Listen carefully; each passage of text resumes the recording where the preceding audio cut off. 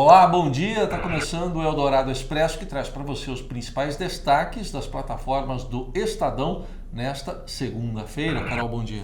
Bom dia, Heisen. Bom dia a todos. A gente começa falando de uma tensão internacional que mexe com os preços globais do petróleo. No fim de semana houve ataque a refinarias na Arábia Saudita. Os Estados Unidos suspeitam de envolvimento do Irã, porque isso aí tem por trás, como pano de fundo, a guerra no Iêmen, em que o Irã apoia os rebeldes contra o governo central apoiado pela Arábia Saudita. O Irã nega esse tipo de acusação, diz que há uma retaliação, os Estados Unidos estariam arrumando um pretexto para uma retaliação na região. Enfim, tem um clima belicoso e de tensão lá na região. Mas, ao mesmo tempo, com isso, o preço do petróleo disparou. Hoje, em Londres, abriu a $71 o barril do tipo Brent. A gente continua acompanhando passo a passo e atualizando tudo no portal estadão.com.br. E outra notícia que a gente aborda hoje é sobre o Senado, que deve votar amanhã uma proposta, um projeto de lei que já passou pela Câmara, mas que pode mudar a relação de verificação de transparência e também de fiscalização sobre como os partidos vão se comportar possivelmente em 2020. Aliás, há uma pressa até nessa questão por alguns parlamentares para se aprovar rapidinho esse projeto de lei para que essas novas regras já valham, né, para as eleições estaduais e municipais do ano que vem. Do que se trata?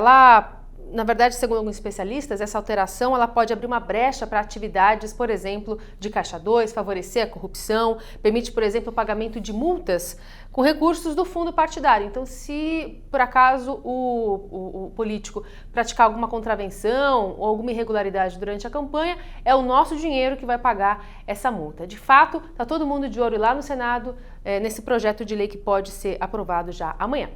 Outro assunto tem a ver com o serviço público ou serviços públicos que podem ser afetados no ano que vem pela lei do teto de gastos. Uma reportagem do Estadão mostra problemas no judiciário, com alguns órgãos do judiciário, com o legislativo e também com a Defensoria Pública da União. Explicando, até agora, até esse ano de 2019, quando eles não se ajustam ao teto que limita os gastos públicos, eles recebem um complemento da União. A partir de 2020 acaba esse complemento. Então, por exemplo, a Justiça do Trabalho está com 88% já do orçamento comprometido com a folha de salários. Vai perder R$1 bilhão e já há cortes aí em serviços como limpeza, segurança e sobrou até para o estagiário, vai ter corte de estagiário. Então, se esses serviços não se adaptarem, vão sofrer no ano que vem, alguns estão se virando. A reportagem do Estadão mostra isso em detalhes hoje. E hoje também a gente se despede do cantor Roberto Leal, cantor português que morreu na madrugada deste domingo, vítima de um câncer, né? Câncer de pele que evoluiu para o fígado. Ele que já estava internado e convivia, lutava contra esse câncer já fazia 2 anos. Ele está sendo velado, né? O corpo de Roberto Leal está sendo velado na Casa de Portugal, na região central aqui de São Paulo, e depois ele vai ser enterrado no cemitério Congonhas a partir das 3 horas da tarde. O Estadão acompanha, inclusive, as homenagens de diversos artistas e colegas do cantor.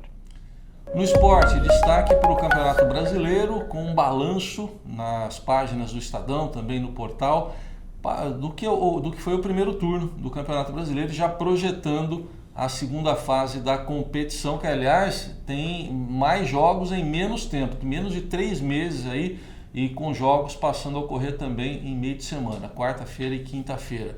E a gente destaca aí como é que foi o primeiro turno, com a liderança do Flamengo, a vice-liderança do Palmeiras, o Santos ali encostado na 3ª posição. Tudo isso você acompanha no trabalho aqui da equipe de esportes do Estadão. Estamos em 2019, mas ainda tem gente que acredita que a Terra é plana. Pois é, apesar de todas as evidências científicas, inclusive, que comprovam que a Terra é redonda. Mas faz já 5 séculos, né, que a gente tem essa confirmação, né, pelo menos já em 1519, o Fernão de Magalhães, o navegador português, já concluiu a volta ao redor da Terra com a sua caravela, concluindo, por exemplo, que a Terra é redonda. Então, nesse mês de setembro, a gente conclui, né, essa data, celebrando, né, essa descoberta, apesar de já ter, inclusive, convenção marcada aqui para São Paulo no fim do ano, com estudos, né, ou com comprovações de que a Terra, na verdade, é plana. Mas a gente acompanha esse mês também essas constatações não científicas. Muito bem, estes então os principais destaques de hoje das plataformas do Estadão. Boa semana, até amanhã. Até.